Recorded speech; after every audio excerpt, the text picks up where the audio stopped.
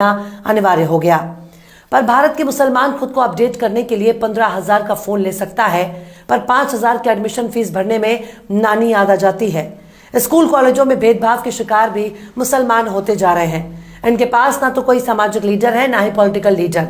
अगर कोई सियासी लीडर इनकी क़यादत के लिए तैयार भी होता है तो ये खुद ही उसे आरएसएस का एजेंट साबित करने लगते हैं। मतलब इनके पास सब कुछ है पर कायदे की खोपड़ी नहीं है। बच्चों को हायर एजुकेशन से बिल्कुल दूर रखना चाहते हैं। खासकर लड़कियों के मामले में मुसलमान दिन ब दिन पिछड़ता जा रहा है।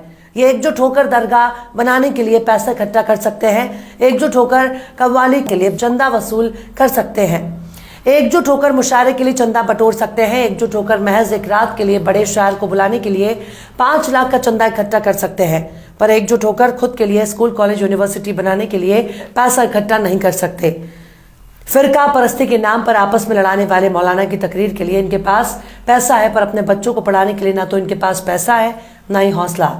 एक फर्जी मुकदमा अगर पड़ोसी पर दर्ज हो जाता है तो हफ्तों तक मोहल्ले वाले उसके घर की तरफ नजर उठाकर भी नहीं देखते। यह है मुसलमानों का हाल।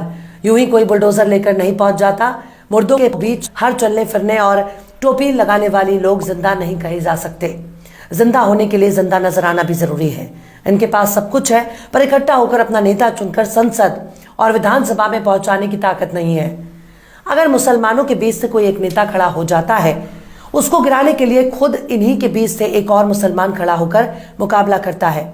लिहाजा ऐसे ऐसे लोग चुनाव जीतकर मुसलमानों के सिर पर तांडव करने लगते हैं, जिनको मुसलमान तो छोड़ दीजिए, हिंदुओं में ही ज्यादातर लोग नहीं जानते।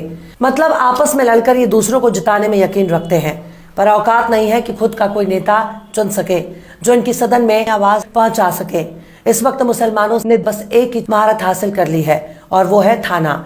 मुस्लिमों में कोई नेता मिले ना मिले, लेकिन दलाल जरूर मिल जाएंगे जो थाने की दलाली करते हैं, जो आपके बीच में घुसकर मुखबिरी करते हैं और दारू मुर्गा के लिए अपना ईमान बेच देते हैं।